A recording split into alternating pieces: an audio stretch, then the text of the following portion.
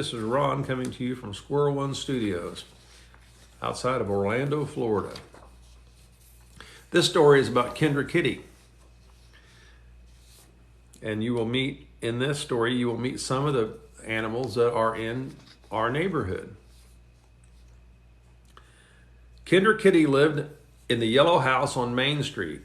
Bobby T. Squirrel first met Kindra on the 4th of July. 3 boys were lighting firecrackers and throwing them at Kindra. Boom, bang, pop. The kitty ran from the loud noises. Kindra crossed the street and ran down the alley behind Wright's Bakery. She hid behind the trash bin, but when Mr. Wright dumped his trash into the dumpster, it scared Kindra, so she ran away. "Where are you going, Kindra?" shouted Mr. Wright, but she didn't hear him. Kindra rushed down the alley, leaving the clanging noises behind her. When Kindra crossed Grant Street, she didn't even look both ways. Mr. Collins slammed on his brakes to avoid hitting her with his big dump truck. Kindra ran fast for a long time, but when she smelled something, she stopped. The fragrance of the fish market lured her in. On the other side of the glass window, fish lay on the ice. Kindra swooned at the display. She would love to have a taste of one of those fish. When Mr. Trawler saw Kindra leaning against his shop window, he shooed Kindra away with a broom. Kindra ran fast. She left the downtown behind and hurried down shady Elm Street. Kindra Kitty had never walked on Elm Street. As she passed a gray house with white trim, a dog jumped from the porch and ran toward Kindra. The dog barked, and Kindra bolted up a tree. She sat on a limb a long time until the dog returned to the porch. When Kindra came down, she didn't know which direction to go. She looked both ways, but nothing looked familiar. Kindra wandered in the wrong direction and walked further away from her home. Kindra Kitty was afraid and hungry. A shadow passed over Kindra, and she looked up at the sky. A hawk circled above her, so she ran under the porch. After a while, the hawk left, so Kindra came out and walked further down the sidewalk. When she came to Legendary Boulevard, she turned. It seemed a good direction. Kindra walked 2 blocks, then passed a house on the corner with 2 oak trees in the backyard. She looked up and saw 2 squirrels sitting on a low limb. "Maybe they can help me find my home," said Kindra. So the kitty hurried across the grass to the big oak tree. Kindra looked up. "Hello, my name is Kindra. What's yours?" Bobby flicked his tail. "My name is Bobby, and hers is Barbara Ann." Kindra said, "I'm lost. I live on Main Street. Do you know where that is?" Bobby squinted his eyes and shook his head. "We've never left this yard." Barbara Ann added, "This is a nice place with 2 trees and plenty of acorns to eat. You may stay with us if you like." Kindra Kitty shook her head. "It looks like a nice place for squirrels, but kitties don't eat acorns or live up in trees.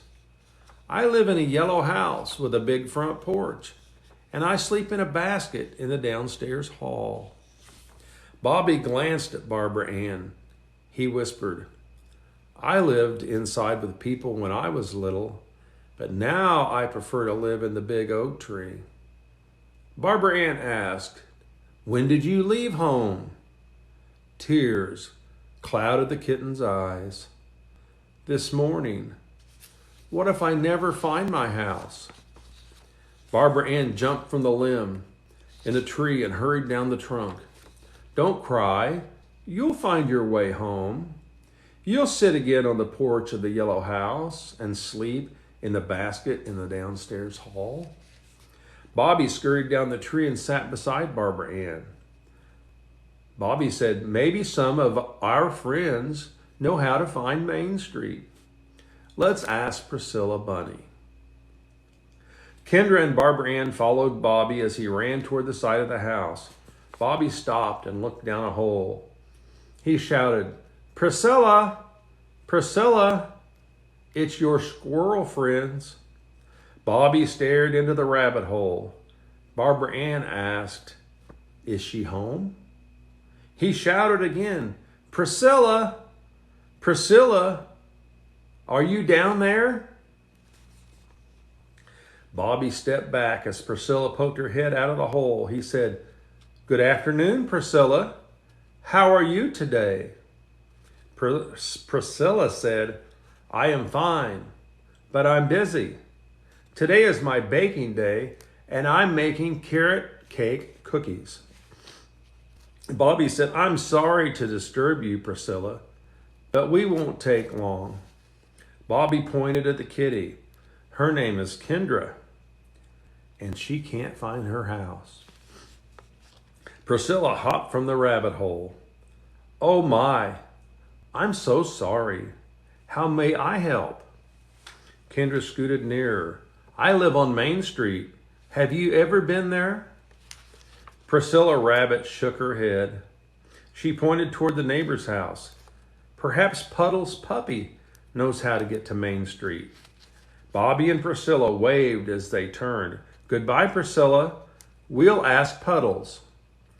Priscilla Rabbit waved, then slipped back into her hole. Bobby approached Puddles' doghouse first. Puddles was asleep with his head on his paws. Bobby stopped a few feet away and shouted, "Puddles!" Puddles raised his lazy head. When he saw a squirrel, he opened his eyes wide. The dog jumped to his feet. "Squirrel!" he shouted. The pup lunged forward. He almost reached Bobby when the chain stopped him. Puddles strained at the chain, but he couldn't reach Bobby. "Puddles!" shouted Bobby. "It's Barbara Ann and me." Puddles looked embarrassed. "Oh, I'm sorry, Bobby. I didn't know it was you." Bobby turned toward Kindra Kitty. "Dogs chase squirrels." Kindra said, "They chase cats too." Bobby turned to Puddles. "Kindra Kitty lives on Main Street, but she lost her way. Do you know how to find Main Street?" Puddles tilted his head and stared up into the tree. Bobby said, "It seems like he's thinking." Barbara Ann said, "Maybe, or he's seen something." Bobby, Barbara Ann, and Kindra looked up into the branches and leaves. "Nothing there," said Bobby. Finally, Bobby smacked his lips. "Nope, I thought about it, and I've never been to Main Street. I would have remembered." Bobby asked, "How are you so sure?" Puddle said, "I've only been to one place, the veterinarian's office, and it's not on Main Street." Bobby sighed, and Kindra shrugged. She said, "I'll never get home." Puddle said, "Don't worry, Kindra. I know who can help you." Kindra opened her eyes wide. She asked, "You do?" "Sure," said Puddles. "Marvin, the wise old owl, knows everything." Kindra asked, "Where will I find Marvin?" Puddles looked up. "He lives in the hole in the trunk above me." Kindra Kitty looked up. "I don't see him." Puddles said, "You won't see him now. He sleeps during the day. You must wait until dark." "Oh my," said Kindra. "Must I wait that long?" Puddles looked toward the pumpkin-colored sky behind the tree line. "It won't be long now. The sun is setting." Kindra Kitty looked worried. She said, "I'm afraid of the dark." A voice from overhead said, "Who's afraid of the dark?" Puddles said, "Good. Marvin is awake." Marvin Owl said, "Did I hear that someone is lost?" Puddles nodded. "This is Kindra Kitty. She lives in the big yellow house on Main Street, but she doesn't know her way home." Marvin fluttered to the lowest branch. "Fear not, little feline. I know how to find Main Street. I fly over it every night."